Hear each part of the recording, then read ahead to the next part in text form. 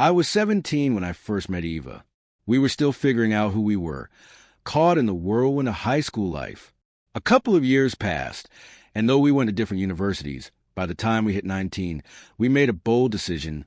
We moved in together. We found a snug little apartment and started shaping a life. Just the two of us. I was balancing school and a job, and she had a part-time gig. Everything felt like it was falling into place. Then one summer, she mentioned an opportunity. Her aunt owned a quirky seaside hotel and needed an extra hand. The job was simple, running errands, helping tidy up rooms now and then. The pay was fair, and for Eva, the Real draw was a location. Just being near the sea seemed to light her up. One night she asked me, "Do you think I should go?" I didn't even pause. I told her, "If it makes you happy, then go. I'll finish my exams and take a break to join you. We can relax by the sea together." So she left, planning to stay 6 weeks and return at the end of August. I was buried in deadlines, so it was nearly a month before I could finally join her. When I arrived, I booked a small room next to the hotel she was working at, just for a few nights.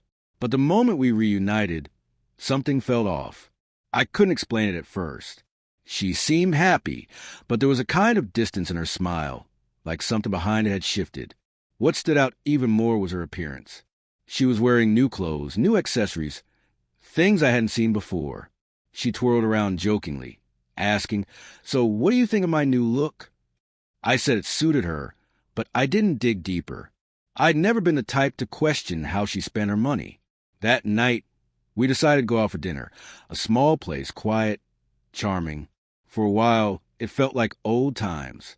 We were laughing, reminiscing, but then her expression changed. It was sudden, like something had flicked a switch. I leaned in, concerned, and asked if she was all right.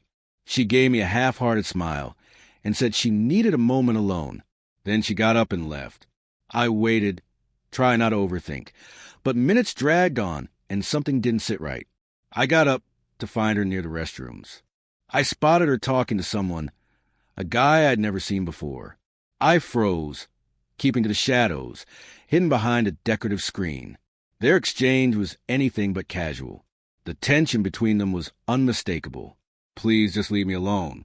"My husband is here," she said, stumbling over her words. He wasn't letting go. "So that's it? After everything, the dinners, the gifts, the time we spent, you're just walking away?" She snapped. "It was fun, Alan, but it's done. I'm leaving soon. You knew this wasn't permanent." That was it. I couldn't stay hidden anymore. I stepped into view. Alan's face shifted from surprise to something colder, more confrontational. He said, "You're the boyfriend you mentioned." His voice had an edge to it, smug and bitter. What followed was devastating. I stood there and learned more than I ever wanted to know. She had been seeing this guy, Alan, almost every night while working at the hotel. He ran a cafe nearby, had time, had money, and apparently he'd been spoiling her with everything from dinners to clothes. She tried to brush it off, to minimize what had happened, but it was too late. The truth was out, and the damage was done. I didn't make a scene. I just turned around and left. I went home the next day, earlier than planned.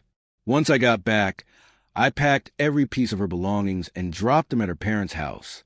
I didn't want to live in that apartment anymore. I started apartment hunting immediately and didn't look back. By the time she started reaching out in late August, I had already moved. Her messages, calls, I ignored them all. Eventually, I blocked her. She even showed up at my work once, but I refused to talk to her.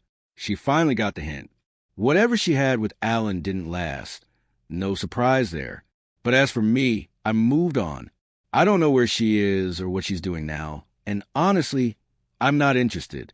There were no warning signs, no red flags, just a choice she made, and a line I couldn't forgive her for crossing. Why she did what she did, I'll never understand. And I don't need to. My life is mine again, and it's peaceful without the lies. If I've learned anything, it's this. Trust is important, but trust without awareness? That's not strength. That's just giving someone the power to break you. And sometimes they do.